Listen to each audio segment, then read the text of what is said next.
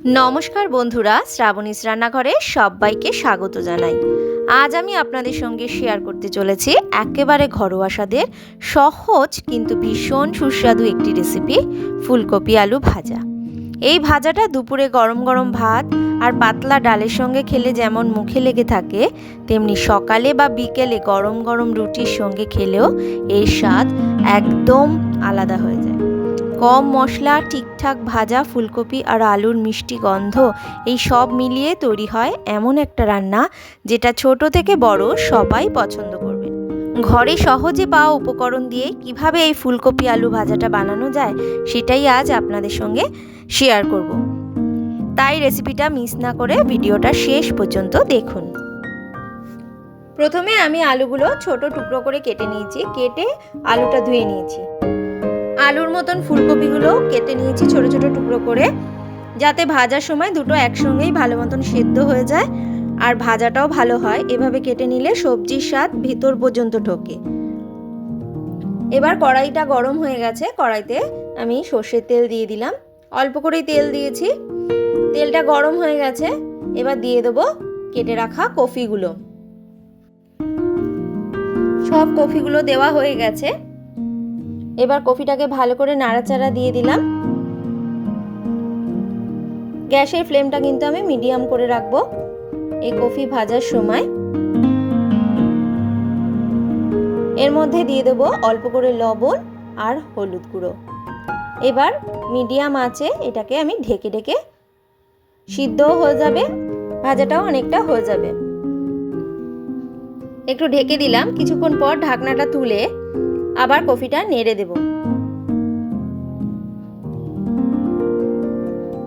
এরকম ভাজতে ভাজতেই কফিটা অনেকটাই সিদ্ধ হয়ে যাবে। কিন্তু অনেকেই কফি এরকম ডাইরেক্ট ভেজে খান না, একটু জলে ভাপ দিয়ে ফেলে দেন। যারা চাইবেন তারা জলে একটু ভাপ দিয়ে জলটা ফেলে দিয়ে তারপরে এরকম তেলের মধ্যে ভাজা করতে পারেন।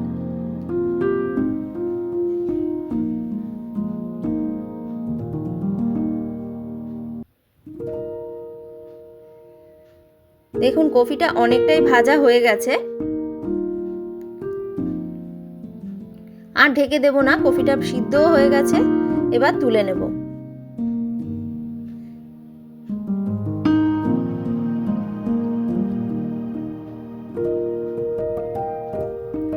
এবার কড়াইটা পরিষ্কার করে আবার কড়াইতে সর্ষের তেল দিয়ে দিয়েছি আর দুটো শুকনো লঙ্কা ফাটিয়ে দিয়ে কালো জিরে সম্বাদ দিয়েছি।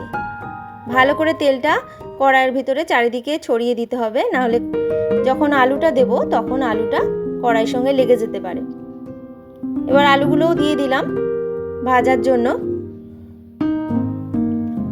আলুগুলো ভালো করে নাড়াচাড়া দিয়ে এর ভিতরে দিয়ে দেবো অল্প সামান্য হলুদ আর লবণ। যেহেতু কফির মধ্যে লবণ আর হলুদ দেওয়া আছে, এখানেও সামান্য হলুদ আর লবণ দিয়ে দেব।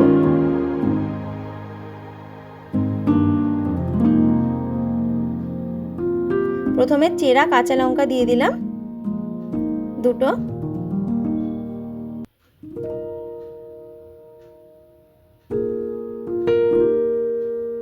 এবার দিয়ে দেবো লবণ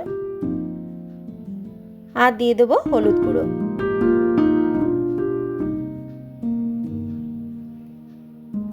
এবার নেড়ে চেড়ে, গ্যাসের ফ্লেমটা কিন্তু আমি মিডিয়াম করে রেখে দেবো, নেড়ে চেড়ে ঢেকে দিলাম। কিছুক্ষণ পর ঢাকনাটা তুলে আলুটাকে নাড়বো। আলুটা অনেকটাই সিদ্ধ হয়ে গেছে, আর ঢেকে দেওয়ার দরকার নেই। এবার লাল করে ভেজে নিতে হবে।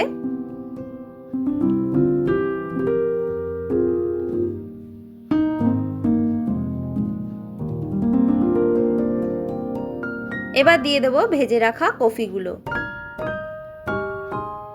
কফি দিয়ে ভালো করে আলুর সঙ্গে মিশিয়ে মিডিয়াম আঁচে আস্তে আস্তে ভেজে নিতে হবে। আমি খুন্তিটা দিয়ে যেরমভাবে নাড়ছি আপনারাও সেরমভাবে নাড়বেন, কারণ খুব জোরে নাড়লে কফিও ভেঙে যেতে পারে। কফিগুলো ভেঙে গেলে তাহলে খেতে স্বাদ লাগবে না, তাই আমি আস্তে আস্তে এপিট ওপিট করে নেড়ে দিচ্ছি।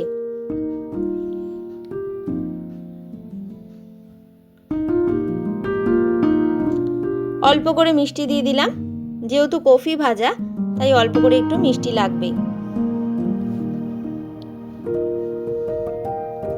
আস্তে আস্তে নাড়বেন।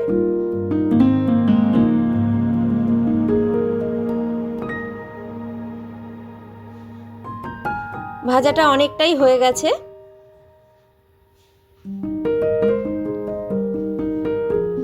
এবার দিয়ে দেব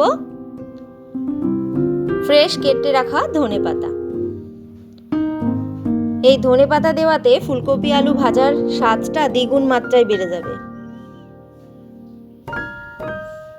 একদম ভাজাটা হয়ে যাবে, তারপরেই ধনেপাতাটা দেবেন আপনারা। আলতো হাতে নেড়ে দিতে হবে।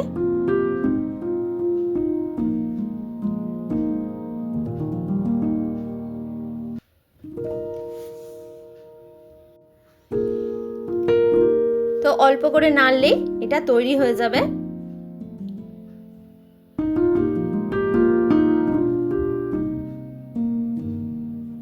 তো এই ছিল বন্ধুরা আজকের ঘরোয়া স্বাদের ফুলকপি আলু ভাজার রেসিপি। আশা করি রেসিপিটা আপনাদের ভালো লেগেছে এবং আপনারা বাড়িতেও সহজে বানিয়ে দেখবেন। ভিডিওটা যদি ভালো লাগে তাহলে অবশ্যই লাইক করবেন। আপনাদের মতামত বা কোনো প্রশ্ন থাকলে কমেন্ট করে জানাতে ভুলবেন না। এইরকম আরও সহজ ও সুস্বাদু ঘরোয়া রেসিপি পেতে আমার চ্যানেলটিকে সাবস্ক্রাইব করবেন আর পাশে থাকা বেল আইকনটা অবশ্যই ক্লিক করে রাখুন। দেখা হবে আবার নতুন কোনো রেসিপি নিয়ে। সবাই ভালো থাকবেন, সুস্থ থাকবেন। ধন্যবাদ।